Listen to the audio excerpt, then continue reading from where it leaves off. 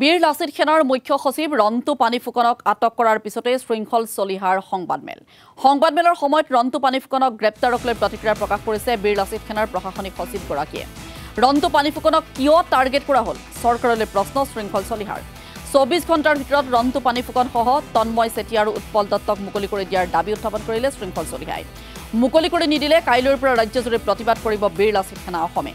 অভিযোগৰ ভিত্তিত গুৱাহাটী মহানগৰৰ মুখ্য সচিব বিকাশ অসমক আজিৰে পৰা কাৰ্যকৰী হোৱাকৈ প্ৰাথমিক সদস্য পদৰ পৰা বহিষ্কাৰ কৰা হৈছে।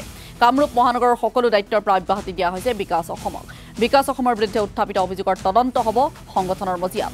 বীৰ লাচিত সেনাৰ সত্তাক কোনেও শেষ কৰিব নোৱাৰে বুলি প্ৰতিক্ৰিয়া প্ৰকাশ কৰিছে শৃংখল চলিহাই।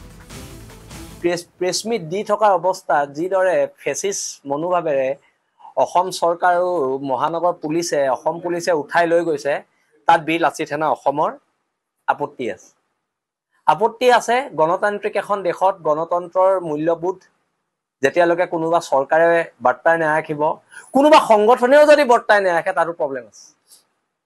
কিন্তু কথাটো হৈছে হোৱাই ৰন্তু পানীফুকনক কিয় টাৰ্গেট কৰা হৈছে, এইটোক লৈ মুখ্যমন্ত্ৰী মহোদয়লৈ আমাৰ প্ৰশ্ন আছে, বিজেপি চৰকাৰলৈ আমাৰ প্ৰশ্ন আছে। অতি শীঘ্ৰে ৰন্তু পানীফুকনক 24 ঘণ্টাৰ ভিতৰত, লগতে উৎপল অসম ডাঙৰীয়াক আৰু আমাৰ তন্ময় চেতিয়া ডাঙৰীয়াক, এই তিনিজনক অতি শীঘ্ৰে মুকলি কৰি দিয়ক, নহলে কাইলৈৰ পৰা গণতান্ত্ৰিক প্ৰতিবাদ হ'ব আৰু সমগ্ৰ অসমত হ'ব।